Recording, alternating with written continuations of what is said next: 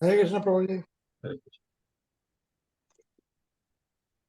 ओमज्ञानतिमिरन्दस्य ज्ञानाञ्जनशलाकया चक्षुरुन्मिलितं येन तस्मै श्रीगुरवे नमः।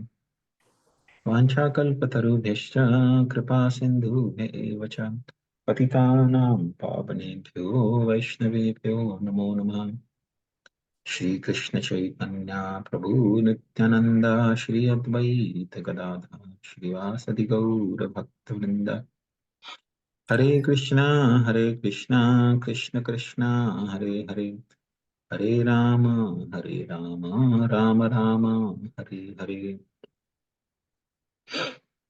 हरे कृष्णा। हरे कृष्ण प्रभु जी। कृष्णा हरी प्रभु। हरी। तो किसी को याद है हमने कहाँ तक कथा किया है, चर्चा? गोवर्धन कहानी वाला है। रासलीला की कथा थी प्रभु, मगर I could not wait till the end, so I missed it. Okay, that's true.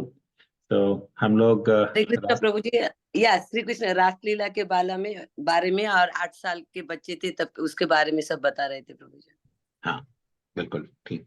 तो हमने कथा शुरू किया था भगवान का जो सबसे सुंदर, मधुर और जो सबसे गलत समझा जाने वाला लीला, जो अ, रास लीला, उसके बारे में हम चर्चा शुरू किया था कि किस प्रकार भगवान ने पूर्णिमा पे, जब चंद्रमा पूर्ण थे, तो भगवान का इच्छा हुआ कि उनको अपने प्रियजनों के साथ, स्पेशली प्रिय सखियों के साथ, जो वृंदावन की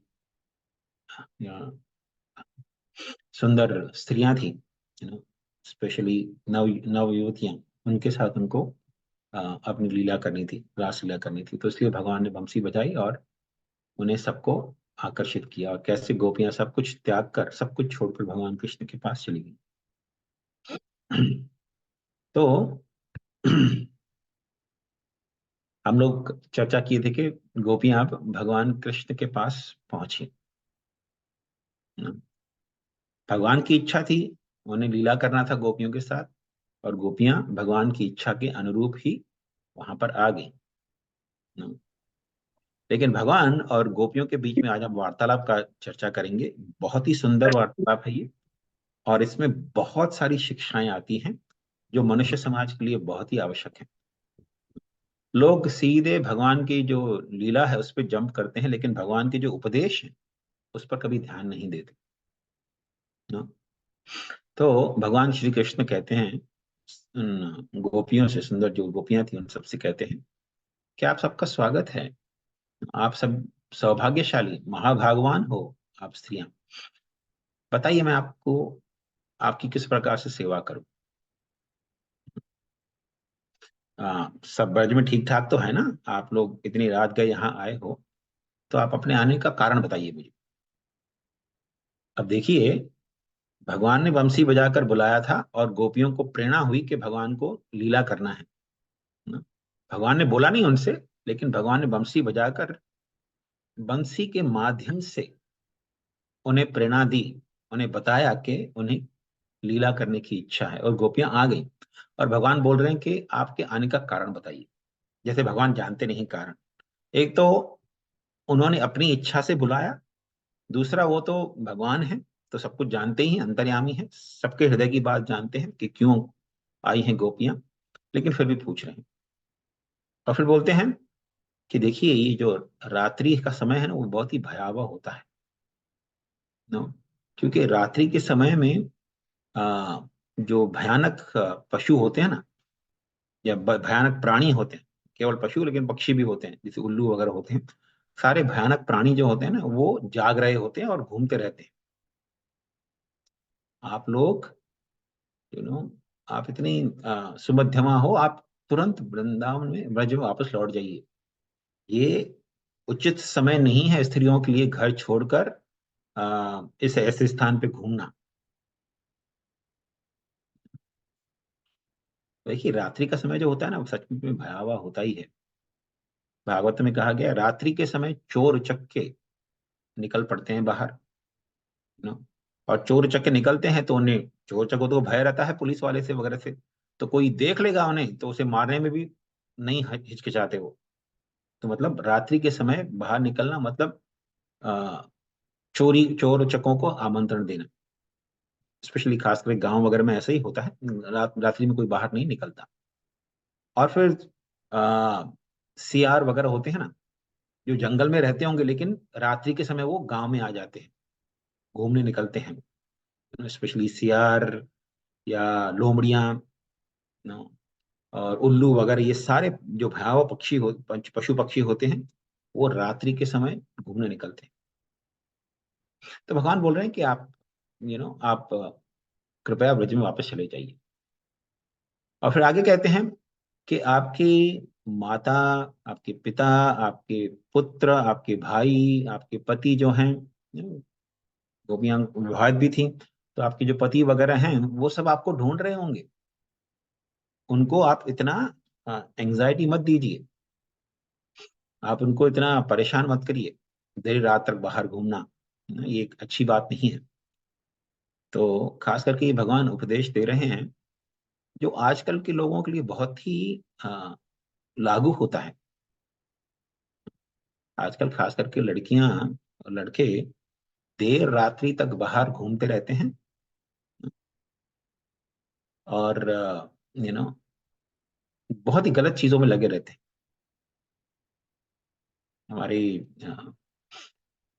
मेरी पत्नी जो है वो बताती हैं कभी कभी कि जब वो भक्ति में आई, हरे कृष्णा भक्ति में आई, तो वो सुबह 4:45 बजे घर से निकल के मंदिर आती थी, इसके लिए क्या कहते हैं, मंगल आरती के लिए। तो कुछ ऐसे तो सभ्यता है कि लड़कियां अकेले नहीं आनी चाहिए, वो अकेले नहीं आती थी, 2-3 और लड़कियों के साथ आती थी।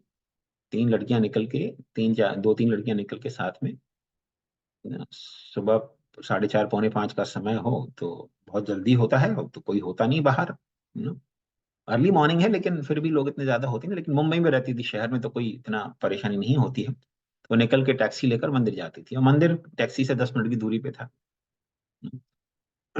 तो कुछ मंदिर के भक्तों ने अ, जाके उनकी मम्मी को कंप्लेन किया, कह रहे आप अपनी बेटी को कैसे भेज देते हो ऐसे, 4:45 बजे मंदिर के लिए अकेले जाने देते हो अपने 1-2 सहेलियों के साथ। तो उनकी मम्मी ने बड़ा सुंदर उत्तर दिया कि अरे आप कैसी बातें करते हैं, यहाँ मुंबई शहर में हमारे अड़ोस पड़ोस के लोग हैं ना, उनकी लड़कियां 3-4 बजे या 5 बजे सुबह घर आती हैं, मेरी लड़की तो मंदिर जा रही है तो उसमें क्या बुराई है। मैं देखती हूँ मेरे अड़ोस पड़ोस के ही लोग में लड़कियां रात को सुबह को 5 बजे घर आती हैं, पूरी रात बाहर रहती हैं, पता नहीं क्या क्या करती रहती हैं। तो ये अच्छा नहीं माना जाता है। तो भगवान यहाँ पे अ, उपदेश दे रहे हैं गोपियों को कि आपके परिवार के जो लोग हैं बहुत ही चिंता में हों, क्योंकि सभ्य परिवार के लोग के लिए बहुत ही यू नो अनएक्सेप्टेबल है, मतलब उनको बहुत ही चिंता हो जाती है, क्योंकि वो परिवार के एक एक सदस्य का ख्याल रखते हैं, उनके लिए चिंतित होते हैं, भौतिक दृष्टि से ही सही लेकिन चिंतित होते हैं। तो भगवान बोले कि अभी आप लोग अगर शायद वृंदावन की सुंदरता देखने आए थे, क्योंकि चंद्रमा है पूर्णा, शायद आप सुंदरता देखने आए थे, अभी देख लिया ना आपने, इसमें देखिए कितने सुंदर फूल हैं यहाँ पर, और चंद्रमा की पूरी रोशनी भी है यहाँ पर ना।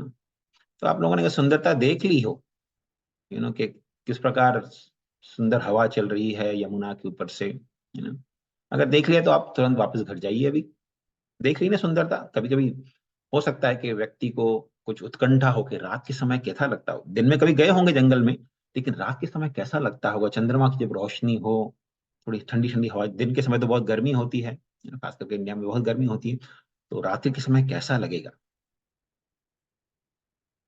एक्चुअली कुछ भक्त बता रहे थे जो कभी मई महीने में वृंदावन गए थे, वो मई में तो बहुत गर्मी होती है वहां पे, टेम्परेचर 45 डिग्री सेल्सियस होता है, मतलब लगभग 110-120 डिग्री फ़ारेनहाइट होता है ना? तो वृंदावन गए थे तो दिन में वहां कोई नहीं निकलता बाहर, वो गोवर्धन परिक्रमा करनी थी उनको, तो दिन में तो सवाल ही नहीं होता, इतनी गर्मी होती है कि वो स्ट्रोक वगैरह आ जाएगा ना? तो जब सूर्य अस्त हो जाता है तब काफी भक्त लोग मई के महीने में भी निकलते हैं गोवर्धन परिक्रमा करने, तो पूरी रात जो है वो चलते चलते गोवर्धन की परिक्रमा करते हैं। तो जब सूर्य अस्त हो गया और चंद्रमा उगने लगता है ना, और खासकर अगर पूर्णिमा की रात हो, तो कोई भक्त बता रहे थे पूर्णिमा की रात के समय वो गए थे, वो मई महीने में गोवर्धन परिक्रमा करने। तो बोले जब रात्रि के समय 11 बज गए, 10-11 बज गए ना, तो भी जमीन बहुत गर्म रहती है सब जगह, क्योंकि इतनी गर्मी रही दिन में, तो बहुत तपती रहती है जमीन। लेकिन जब चंद्रमा निकलता है ना, तो जहां जहां चंद्रमा की रोशनी पड़ती है, वहां पूरी जमीन, रेत वगैरह, जो वृंदावन में बहुत रेत होता है, वो सब ठंडा हो जाता है मस्त, यू नो।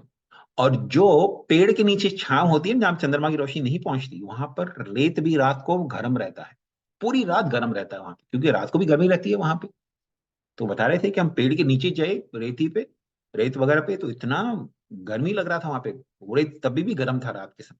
लेकिन जहां जहां चंद्रमा की रोशनी पड़ी थी, एकदम शीतल और बहुत ही बहुत अच्छा लगने वाला था पूरा जमीन। तो चंद्रमा जो है ठंडक पहुंचाता है, खासकर गर्मी के मौसम। तो बोले भगवान कि अगर आपने सुंदरता देख ली है ब्रज की, शायद आपको उत्कंठा हुई होगी, तो आप घर जाइए, नो, अपने पति की सेवा करिए, बच्चों को दूध पिलाइए, बच्चों का या अपने घर वालों का सबका ख्याल रखिए, जाकर आप जाइए घर। और भगवान कहने लगे कि देखिए, मुझे शायद लगता है ऐसा कि आप लोगों को मेरे से बहुत प्रेम है। आ, जिसने आपके हृदय को चुरा लिया है, इसीलिए आप यहाँ आए। तो पहले तो भगवान बता रहे थे कि उनको पता ही नहीं, शायद ये सुंदरता देखनी है, क्या देखने आई है, क्यों आई है जंगल के अंदर। अभी बोल रहे हैं कम से कम मुझे लगता है शायद आप लोगों को मुझसे प्रेम है, इसीलिए आप अपने मन को नियंत्रित नहीं कर पाए। अब देखिए भगवान भी कितने क्या कहते हैं, अव्वल नंबर के लंपट हैं, न? और कितने निर्दयी व्यवहार करते हैं अपने भक्तों के साथ, कभी कभी बहुत निर्दयी व्यवहार करते हैं। एक तो स्वयं बंसी बजाकर बुलाया और बोलते हैं कि शायद मुझे ऐसा लग रहा है कि आप लोगों को मेरे से प्रेम है। और ये बहुत अच्छी बात है, क्योंकि सभी जीव जो हैं, उनको मेरे प्रति स्नेह होना स्वाभाविक है। क्यों स्वाभाविक है भगवान कृष्ण के प्रति प्रेम होना? क्योंकि भगवान कृष्ण जो हैं, वो सभी जीवों के मूल हैं। अब देखिए पेड़ में कोई मूल होता है ना, तो मूल तो पेड़ को बहुत प्रिय रहेगा, क्योंकि मूल ही जो होता है वो पूरे पेड़ को क्या कहते हैं, नरिश करता है, पोषण करता है पूरे पेड़ का। जैसे देखिए ये उंगली है, ये उंगली जो है, ये शरीर का अंश है, तो इसलिए इस उंगली को ये पूरा शरीर बहुत ही प्रिय है। कल को अगर ये शरीर मुश्किल में होगा, तो सारी उंगलियां मिलकर शरीर की रक्षा करेंगी, हाथ मिलकर शरीर की रक्षा करेंगे, है ना, क्योंकि शरीर बहुत प्रिय है, क्योंकि शरीर से जुड़े हुए हैं, इसलिए उनको पोषण मिलता है उंगली, है ना। तो उसी तरह हर एक जीव जो है वो भगवान से जुड़ा हुआ है, उन्हें भगवान से प्रेम होना स्वाभाविक है। लेकिन क्या होता है ना, बद अवस्था में, अभी देखिए आजकल की स्थिति में है, जब लोगों को ज्ञान नहीं होता, जब ज्ञान ढक जाता है काम वासना से, तो लोग भगवान को भूल जाते हैं और भगवान से ईर्ष्या भी करने लगते हैं। और वो भगवान से जो ईर्ष्या होती है, वो उनका स्वयं का ही नाश करती है, क्योंकि भगवान जो है हमारे प्रियजन है, वही हमारे मूल है, तो उनके प्रति प्रेम होना सभी जीवों के लिए स्वाभाविक है। सुखदेव गोस्वामी से प्रश्न पूछा परीक्षित महाराज ने, बाद में ये आई थिंक पहले हम लोगों ने चर्चा किया था, पहले चर्चा किया था, हाँ शुरू शुरू में भागवतम के दशम स्कंद में हमने चर्चा किया था इसका। जब भगवान ने अघासुर का वध किया था, तब उस लीला में दौरान आया था ये कथा। तो परीक्षित महाराज पूछते हैं सुखदेव गोस्वामी को, ये कैसे संभव है कि गोपियां, जो वृद्ध गोपियां थी, जो उनके अपने बच्चे थे, वो अपने बच्चों से अधिक कृष्ण को प्रेम करती थी, यशोदा के बच्चे को प्रेम करती थी, ऐसा कैसे? तब सुखदेव गोस्वामी बताते हैं कि देखिए भगवान कृष्ण जो है वो सभी के प्रिय हैं, क्योंकि भगवान श्री कृष्ण जो है वही सबके मूल हैं। जैसे जगत में देखिए हम लोगों को कोई चीज प्रिय क्यों होती है? कोई चीज प्रिय इसलिए होती है क्योंकि उससे हमारा अहम जुड़ा होता है। जैसे मैं कहूं कि ये मेरी गाड़ी है, कोई बाजू वाले की गाड़ी को ठोक के चला जाए, तोड़ फोड़ के चला जाए, मुझे कोई फर्क नहीं पड़ेगा, अरे बाजू वाले की गाड़ी तोड़ दी। कोई बोले अरे आपके बाहर जो गाड़ी खड़ी है, आपके घर के बाहर आपकी गाड़ी, उसको कोई तोड़ फोड़ के चला गया, तो फिर तुरंत अरे मेरी गाड़ी को तोड़ के गया, तो फिर चिंता होने लगती, क्योंकि मेरा है ना वो, तो अहम से जुड़ा हुआ है, मुझसे जुड़ा हुआ है, इसलिए मुझे परेशानी होती है ना? लेकिन जब मेरा और मैं में फर्क पड़ता है ना, तो मेरा भी हट जाता है। मतलब लोग मेरा को भी छोड़ देते हैं, लेकिन मैं में अटक जाते हैं। जैसे देखिए, मान लीजिए ये घर मेरा है, ठीक है, तो ये घर मुझे प्रिय है। अगर कोई तोड़ फोड़ करने आएगा तो मैं पुलिस को बुलाऊंगा, अरे मेरे घर को तोड़ फोड़ कर रहा है ये। लेकिन कल को अगर इस घर में आग लग जाए, तो मैं ये नहीं सोचूंगा अरे मेरा घर है, मैं कैसे छोड़ के चला जाऊं, नहीं, छोड़ के तुरंत निकल जाऊंगा मैं घर के बाहर, क्योंकि अब मैं अधिक प्रिय हो गया। मेरा ठीक है नष्ट हो गया तो भी चलेगा, लेकिन मैं अधिक प्रिय हूं मुझसे। और मैं भी कौन हूं, हम लोग अभी शरीर में सोचते हैं ये शरीर मैं हूं, लेकिन ये शरीर मैं नहीं हूं, ये मेरा शरीर है। मैं आत्मा हूं, इस शरीर के अंदर बैठा हुआ हूं। ये ज्ञान लोगों को नहीं होता, इसलिए शरीर को ही मैं समझते हैं, और इसलिए शरीर के लिए ही सब कुछ करते रहते हैं, क्योंकि यही मैं है। ये मैं खाना खाऊंगा, मैं भोजन खाऊंगा, ये पानी पीऊंगा, ये पीऊंगा, ये मैं शरीर को ही समझते हैं। इसलिए बोलते हैं मैं ये खा रहा हूँ। खा कौन रहा है? शरीर खा रहा है ना? लेकिन मैं नहीं खा रहा हूँ। आत्मा को भोजन की आवश्यकता नहीं होती। ये जो हम नाना प्रकार के भोजन खाते हैं, उसको शरीर को आवश्यकता नहीं होती, वो आत्मा को, वो शरीर की आवश्यकता होती है, आत्मा को उसकी आवश्यकता नहीं होती। तो मैं और मेरा में मैं अधिक प्रिय होता है। तो जो व्यक्ति समझ लेता है कि मैं भगवान का अंश हूं, मतलब ये उंगली जैसे मैं शरीर का अंश हूं, ये उंगली सोचती है मैं शरीर का अंश हूं, तो ये शरीर बहुत प्रिय है। अपना अस्तित्व मिटाकर भी उंगली शरीर को रखना चाहेगी। क्यों? क्योंकि ये ही मेरा पोषण करता है ना? तो उसी तरह जो व्यक्ति समझ लेता है कि मैं भगवान कृष्ण का अंश हूं, मैं मतलब ये शरीर नहीं, मैं आत्मा जो है भगवान का अंश हूं, तो आत्मा से प्रिय भगवान कृष्ण हो जाते हैं, अपने आप से प्रिय भगवान हो जाते हैं। तो इसलिए भगवान कहते हैं गोपियों को कि मेरे प्रति प्रेम होना बहुत स्वाभाविक है, सभी जीवों के लिए स्वाभाविक है ना? लेकिन फिर भगवान शिक्षा देते हैं स्त्रियों को। देखिए स्त्रियों के लिए आ, बहुत ही जो सबसे ऊंची जो कर्तव्य है, ऊंचा कर्तव्य है स्त्री के लिए, वो है अपने पति की सेवा करना। ये भगवान कह रहे हैं गीता भागवतम में, गोपियों को, कि स्त्री का सबसे बड़ा कर्तव्य है। ये भौतिक स्तर की कर्तव्य की बात चल रही है, तो सबसे बड़ा कर्तव्य है स्त्री का अपने पति की सेवा करना, अपने पति के प्रति और उसके परिवार के प्रति, पति के परिवार के प्रति स्नेह पूर्वक बर्ताव करना, अपने पति के जो बच्चे हैं उनको बहुत ही अच्छे से ख्याल रखना। तो ये स्त्री का सबसे अहम और सबसे बहुत ही महत्वपूर्ण कर्तव्य है, भगवान कहते हैं। और जो स्त्री को अगर अपने अगले जन्म में कुछ अच्छा क्या कहते हैं स्थिति चाहिए, ये बोलते हैं ना, अगर इस जन्म में अच्छे कर्म करेंगे तो अगला जन्म सुधर जाएगा।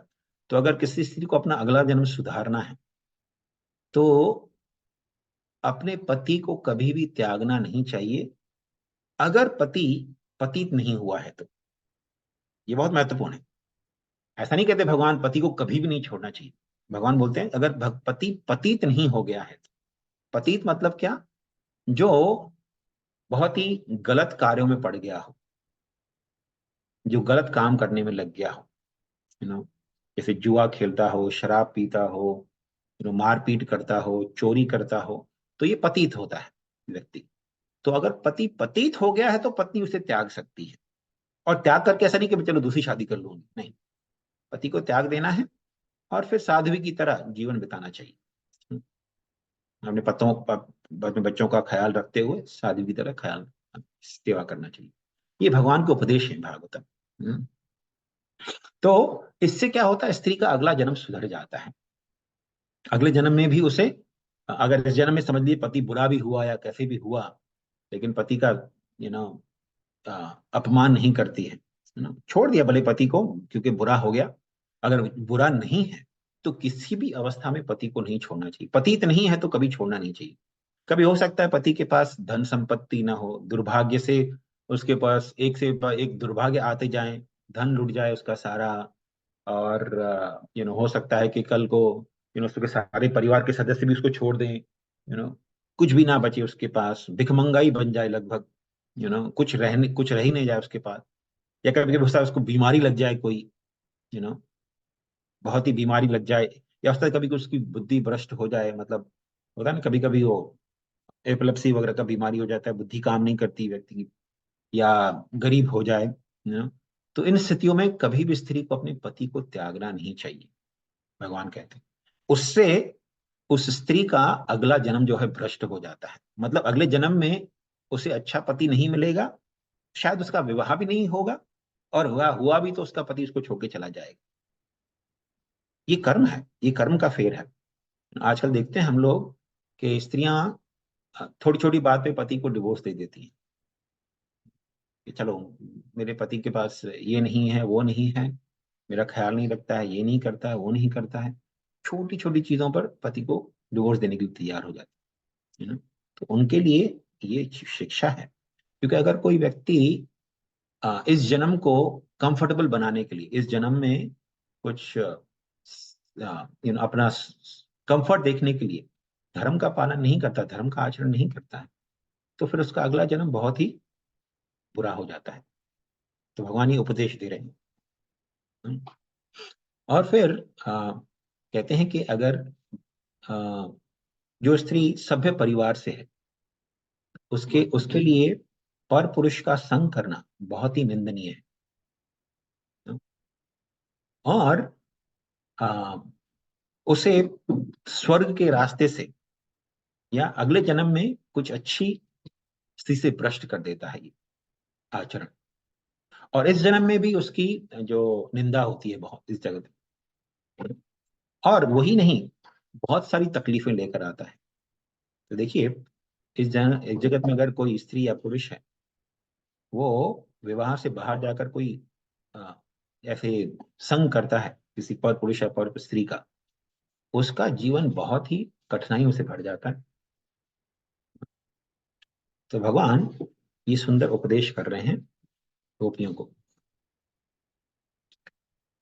और फिर भगवान कहते हैं कि मेरे लिए जो प्रेम है ना, वो आप उत्पन्न कर सकते हो श्रवण के द्वारा। केवल घर पर बैठकर मेरे बारे में सुनते रहो, उससे आपको मेरे प्रति स्वाभाविक प्रेम उत्पन्न हो जाएगा। और फिर भगवान कहते हैं अगर सुनना भी है, और उसके साथ अगर कोई मेरे अर्च विग्रह की पूजा करता है घर पर, मेरे ऊपर चिंतन करता है, मेरी जो शिक्षाएं हैं भगवद गीता वगैरह इत्यादि की, उनका अगर कोई चिंतन करता है और मेरे गुणगान करता है, मेरे नाम का जप करता है, तो वो निश्चित रूप से मेरे प्रति प्रेम प्राप्त कर लेता है। मेरे साथ रहकर कोई इस तरह से प्रेम मेरे लिए उत्पन्न नहीं कर सकता। तो कोई लोग सोचेगा अरे भगवान तो मेरे सामने है नहीं, तो उनके प्रति प्रेम कैसे होगा? तो भगवान शिक्षा दे रहे हैं कि कैसे उनके प्रति प्रेम उत्पन्न हो सकता है। श्रवण कीर्तन के द्वारा, उनके अर्च विग्रह की सेवा के द्वारा न, और उनके ऊपर चिंतन करने के द्वारा हम लोग भगवान से स्नेह और प्रेम उत्पन्न कर सकते हैं। क्योंकि देखिए भगवान का संग जो है वो तो बहुत सारे लोगों ने किया था। दुर्योधन ने भी भगवान का संग किया था, भगवान सामने ही थे उसके। ऐसे कथा आएगी आगे चलकर न, कि जब भगवान कृष्ण मथुरा गए, मथुरा में एक धोबी था, कंस का धोबी था। कंस के धोबी को भगवान कृष्ण बोले कि अपने जो सुंदर सुंदर कपड़े हैं राजा के, वो हमको दे दो। तो धोबी बहुत ही क्रोधित हो गया, बोला अरे निर्लज, तुम्हें शर्म नहीं आती? भगवान को ऐसे बोलने लगा, तुम्हें शर्म नहीं आती? तुम राजा के कपड़े मांग रहे हो? अगर कोई इतना आ, अपने आप को बोल्ड समझता है, इतने आप को इतना कोई क्या कहते हैं शक्तिशाली समझता है कि राजा के कपड़े पर नजर पड़ जाती है उसकी, तो राजा के लोग उसे पकड़कर दंडित करते हैं। मैं अभी बुलाऊंगा ना सैनिकों को, तुम्हें पकड़ के दंडित करेंगे, निकलो यहां से निकलो। तो भगवान ने जब ये सुना बात धोबी का, तो तुरंत अपने हाथ से, अपनी उंगलियों से ही उसका सर काट दिया। और फिर कृष्ण ने, बलराम ने और सारे ग्वाल बालों ने कपड़े उठा लिए और कपड़े पहन लिए, राजा के कपड़े पहन लिए, कंस के कपड़े खुद पहन लिए, सुंदर सुंदर कपड़े पहन लिए उन्होंने। तो ऐसा कहा गया शास्त्रों में, ये धोबी जो था ना, भगवान चैतन्य महाप्रभु बताते हैं कि ये धोबी जो था उसने बहुत पुण्य किए थे अर्जित, करोड़ों करोड़ों जन्मों तक उसने पुण्य कार्य किए थे, इसीलिए उसको भगवान कृष्ण का दर्शन मिला ना? लेकिन दर्शन मिलके क्या हुआ? नष्ट हो गया, क्योंकि भगवान के प्रति भक्ति नहीं थी। उसने पुण्य तो बहुत किए थे लेकिन भगवान के बारे में श्रवण नहीं किया था, भगवान के अर्च वगैरह की सेवा वगैरह नहीं की थी उसने, तो इसलिए उसको भगवान में स्नेह उत्पन्न नहीं हुआ। पुण्य बहुत कर लिया उसने लेकिन भगवान में प्रेम नहीं हुआ, तो अंततः क्या हुआ? भगवान के सामने आते ही मृत्यु को प्राप्त हो गया, क्योंकि भगवान से प्रेम नहीं था। तो ऐसे भगवान से संपर्क होके भी कुछ फायदा नहीं लगा। कभी भी लोग बोलते हैं अरे भगवान है कहाँ पर, मुझे दिखते क्यों नहीं है? भगवान का देखने से कुछ लाभ नहीं होने वाला। दुर्योधन ने भी देखा था, हिरण्यकशिपु ने भी देखा था भगवान, हिरण्याक्ष ने भी देखा था, कंस ने भी देखा था भगवान कृष्ण को, लेकिन क्या लाभ हुआ उनको? नहीं, उनकी तो मृत्यु हो गई। तो भगवान वही कहते हैं गोपियों को कि मेरे साथ रहने से कुछ नहीं होगा, आप लोग घर जाइए और मेरे अर्च वगैरह की सेवा करिए और मेरे बारे में श्रवण कीर्तन करिए, इससे आपको मेरे प्रति प्रेम हो जाएगा। तो कृष्ण के ये शब्द सुनकर गोपियां बहुत दुखी हो गई, बहुत ही क्या कहते हैं, निराश हो गई, और उनको मन में बहुत ही पीड़ा होने लगी। अब देखिए, अगर कोई व्यक्ति अपना घर बार छोड़कर से भगवान की सेवा में लग गया और भगवान ही बोले नहीं नहीं मुझे सेवा नहीं चाहिए, आप जाओ घर जाओ, तो निश्चित है उसको पीड़ा तो होगी, दुख तो होगा। तो गोपियों की आंखों से आंसू आने लगे, वो सर नीचे करके खड़ी रह गई और अपने जो पैर के जो नाखून हैं, जो उंगलियां थी, उनसे वो जमीन कुरेदने लगी और चुपचाप खड़ी रही थोड़ी देर। फिर आ, उनको प्रेम तो था भगवान कृष्ण से, सब कुछ छोड़कर आई थी भगवान के लिए, लेकिन भगवान के ये शब्द सुनकर हालांकि रो रही थी, लेकिन फिर भी भगवान के प्रति ईर्ष्या या द्वेष नहीं हुआ। अपने आंखों से आंसू पोंछे थोड़े और फिर रोते रोते कहने लगी भगवान को, क्या कहने लगी? बोले हे कृष्ण, आप जो हैं सर्वशक्तिमान हैं, लेकिन आपके जो ये शब्द है ना, बहुत ही क्रूर शब्द कहे हैं आप हमारा इस प्रकार अनादर नहीं करें, आप हमें इस प्रकार त्याग मत दीजिए।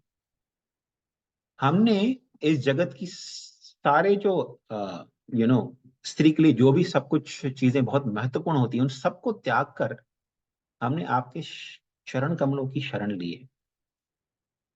कृपया मेरे साथ हमारे साथ आदान प्रदान करिए। जैसे भगवान नारायण जो है, अपने भक्त जो उनके शरण लेते हैं, तो भगवान नारायण कैसे उनकी रक्षा करते हैं, कैसे उनके साथ आदान प्रदान करते हैं, उन्हें मोक्ष भी प्रदान करते हैं जगत से।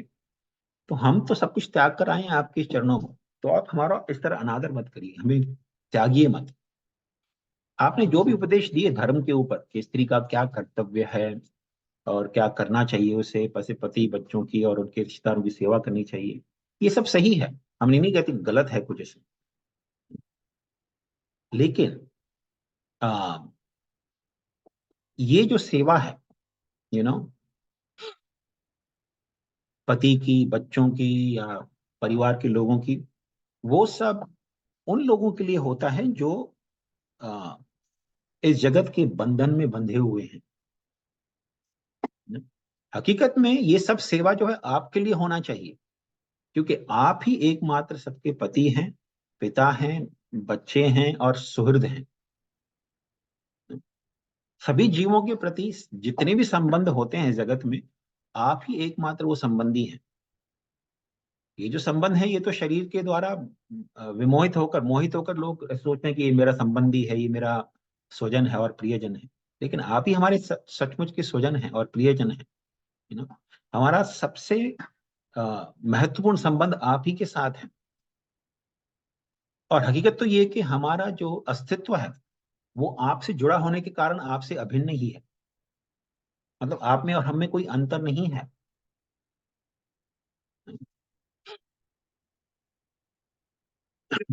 और आ, आप हमें आज्ञा दे रहे हैं कि हम जाके घर पर पति बच्चों की सेवा करें, लेकिन उस सब का क्या लाभ होगा? यू नो, ये सारे संबंध जो हैं वो तो केवल हमें आ, तकलीफ ही देते हैं जगत में, है ना। आप हमें कृपा करके अपने चरणों में स्थान दीजिए। हम लोग सब कुछ त्याग कर आए हैं, इस इच्छा से आए कि आपके चरणों में हमें स्थान मिले। आज तक हमारा मन जो था हमारे परिवार में रंगा रचा पचा रहता था, हमारे बच्चों में, पति में और सब में रचा पचा रहता था, लेकिन आज आपने जब बंसी बजाकर हमें बुलाया यहाँ पर, तो हमारा मन उन सब चीजों से निकलकर आपके चरणों में आ गया। तो अपने चरणों से भगाइए मत। हम लोग व्रज जाकर क्या करेंगे? तो इस प्रकार गोपियां निवेदन की भगवान श्री कृष्ण को, और बोली कि अगर आप हमें स्वीकार नहीं कर सकते नो, तो ये जो विराग की अग्नि है आपसे, ये केवल चिंतन मात्र से कि आप हमें अस्वीकार करेंगे, हमें धुतकार देंगे, तो ये चिंतन मात्र से ही हमारे प्राण निकले जा रहे हैं। शायद हमारे प्राण निकल ही जाएंगे अगर आपने हमें स्वीकार नहीं किया तो इस प्रकार गोपियां जो हैं सुंदर सुंदर प्रार्थना की भगवान को, और भगवान श्री कृष्ण जो कि लक्ष्मी के भी पति हैं, लक्ष्मीपति कहा जाता है भगवान को, ना। उन्होंने जब ये सुंदर वचन सुने गोपियों के, तो भगवान श्री कृष्ण ने गोपियों का जो निवेदन था उसे स्वीकार कर लिया, और भगवान जो है गोपियों को लेकर यमुना के तट पे चले गए। और फिर भगवान श्री कृष्ण अपने आप को विस्तारित कर लिए, एक एक गोपी के साथ भगवान स्वयं ही लीला करने लगे। और यमुना के तट पर भगवान उनके साथ सुंदर लीला कर रहे हैं, लेकिन ये जो भगवान का विस्तारित रूप है ना, हर एक गोपी के साथ एक अलग ही तरीके से व्यवहार कर रहे थे भगवान, क्योंकि हर एक गोपी का जो भाव था अंदर का, हृदय का, वो केवल भगवान ही जानते थे। तो भगवान हर एक गोपी के हृदय से, हृदय के अनुसार ही उनके साथ व्यवहार कर रहे थे। तो किसी गोपी को आलिंगन किया भगवान ने, किसी के साथ यमुना के तट पर बैठ गए, और इस तरह नाना प्रकार से लीला करने लगे। अब देखिए ऐसे बाद में भी कथा है कि जब भगवान श्री कृष्ण द्वारका में थे, तो द्वारका में भी उनकी 16,108 रानियां थी, और हर एक रानी के साथ वो भगवान जब जब सभा से निकलते थे और जब अपने महलों में जाते थे रानियों के पास, तो 16,108 रूपों में विस्तारित होकर हर एक रानी के पास जाते थे। अभी हमने पहले भी सुना था, सौबारी मुनि उनकी 50 पत्नियां थी, उन्होंने राजा मानदाता की 50 पुत्रियों के साथ विवाह किया था, और उन 50 स्त्रियों के साथ ही वो रहते थे साथ में। तो इसमें कौन सी आश्चर्य की बात है? अगर सौबारी मुनि भी कर सकते हैं ऐसा, तो भगवान में और सौबारी मुनि में क्या अंतर हुआ? सौबारी मुनि जो है उनकी एक लिमिटेशन है, वो केवल 50 रूप में ही विस्तारित कर सकते थे, उससे अधिक नहीं कर सकते थे। कोई योगी जो होते हैं उनकी लिमिटेशन होती है, कुछ कुछ ही रूप विस्तारित करते हैं, लेकिन भगवान तो 16,108 रूप में विस्तृत हो गए। और जब योगी विस्तारित करते हैं ना अपने आप को, तो उनका व्यवहार सभी के साथ एक ही समान होता है। मतलब अगर एक रानी के साथ बैठ के भोजन करे, तो बाकी सब रानी के साथ बैठ के भोजन ही करेंगे, अलग अलग कार्य नहीं कर पाएंगे। ये योगी का लिमिटेशन होता है। मतलब ऐसा होता है कि एक असली होता है, बाकी सब जो होते हैं उनके विस्तारित रूप जो होते हैं वो उनके शैडो होते हैं। लेकिन जब भगवान कृष्ण रानियों के साथ, अपनी 16,108 के साथ लीला कर रहे थे, तो नारद मुनि आश्चर्यचकित हो गए, क्योंकि कहीं एक महल में भगवान श्री कृष्ण अपने रानी के साथ चौसठ खेल रहे हैं बैठ के, तो दूसरे किसी महल में वो यज्ञ करवा रहे हैं अपनी रानी के साथ बैठकर, दूसरे किसी महल में ऐसे ही बच्चों के साथ और रानी के साथ बैठ के बातचीत कर रहे हैं, कहीं किसी और महल में रानी के साथ, अपने एक और रानी के साथ बैठकर दान कर रहे हैं ब्राह्मण। तो इसलिए नारद मुनि बहुत आश्चर्यचकित हुए। तो भगवान श्री कृष्ण जो है वो ऐसा नहीं है। लेकिन देखिए आजकल लोग कभी सोचते हैं कि लोग सोचते हैं कि अरे यू नो हम भी अधिक शादियां कर सकते हैं। कई कई धर्मों में ऐसे होता है कि ज्यादा शादियां अलाउड होती हैं। लेकिन फिर शादी कर भी लें, जैसे प्रभुपाद जी एक उदाहरण देते हैं। लखनऊ के एक नवाब थे, उनकी 165 पत्नियां थी। 165 पत्नियां। तो सोचिए 165 का डबल कितना होता है? 330। 365 दिन होते हैं साल में। मतलब लगभग अगर एक एक रात भी बिताएं एक एक अपनी रानी के साथ, अपनी पत्नी के साथ, तो उस नवाब की पत्नी को साल में केवल 2 ही बार नवाब की शक्ल देखने को मिली। लेकिन भगवान श्री कृष्ण ऐसे नहीं थे। जब गोपियों के साथ भगवान लीला कर रहे थे तो अपने आप को विस्तारित कर लिए भगवान, और विस्तारित कर कर एक एक गोपी के साथ भगवान लीला करने लगे। और हर एक गोपी के साथ अलग अलग व्यवहार से कर रहे थे। किसी गोपी के कमर में उन्होंने हाथ डाला, किसी गोपी को चुम्बन दे रहे थे। तो इस प्रकार भगवान अलग अलग से लीला कर रहे थे, और बहुत ही सुंदर लीला करने लगे भगवान। गोपियों का आ, जो भगवान का जो इच्छा था उसके अनुरूप ही गोपियां भी उनके साथ सेवा करने लगी, उनके साथ लीला करने लगी। तो जब भगवान इस प्रकार हर एक गोपी के साथ विराजमान थे, तो सुखदेव गोस्वामी कहते हैं कि गोपियों के अंदर अभिमान आ गया कि कृष्ण जो कि सभी पुरुषों में आदि पुरुष हैं, actually, सर्वश्रेष्ठ हैं, वो मेरे साथ हैं। क्योंकि हर एक गोपी के साथ थे भगवान, तो उनके अंदर थोड़ा अभिमान आ गया कि अरे भगवान तो जो कृष्ण है मेरे साथ हैं। तो जब भगवान देखते हैं ना किसी के अंदर अभिमान आ जाए, तो भगवान को वही एक चीज अच्छी नहीं लगती अपने भक्तों में। तो भगवान भक्तों में और कोई शायद अवगुण स्वीकार कर भी लें, लेकिन अभिमान जो है उसे कभी स्वीकार नहीं करते, और अभिमान को तुरंत चूर चूर कर देते हैं भगवान। तो हाँ, जब भगवान ने देखा कि गोपी के अंदर अभिमान आ गया है, तो भगवान ने निश्चय किया कि उनका अभिमान तोड़ेंगे। तो भगवान सभी गोपियों के साथ जो थे वहां से अंतर्ध्यान हो गए, वहां से लुप्त हो गए। और इस प्रकार भगवान श्री कृष्ण ने रासलीला के बीच में ही सब गोपियों को त्याग कर उसके चले गए। तो अभी इससे आगे का जो कथा है अगले हफ्ते करेंगे ना, आगे क्या होता है।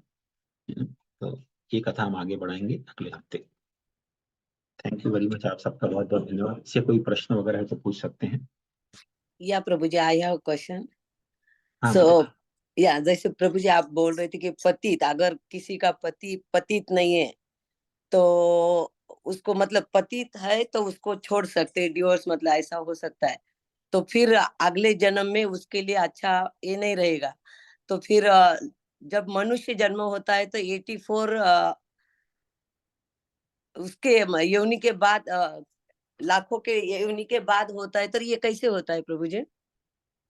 मतलब ये तो खैर अलग, एकदम अलग विषय हो गया। क्योंकि जन्म जो होता है ना, अगला जन्म वो कर्मों के अंग पर निर्भर होता है। तो किसी ने अगर पशु की जैसी प्रवृत्ति प्राप्त कर ली है, मतलब एकदम पशु की तरह जीवन जी रहा है, तो फिर वो पशु बन जाएगा अगले जन्म, ओके। नीच योनि में चला जाएगा। लेकिन अच्छा अगर मनुष्य की तरह व्यवहार किया है व्यक्ति ने, धर्म वगैरह का आचरण किया है, तो मनुष्य का जीवन मिलेगा वापस पुनः। अच्छा। ओके। तो फिर वो उस मनुष्य जीवन में किस प्रकार का सुख या दुख भोगेगा वो कर्म के ऊपर निर्भर रहता है।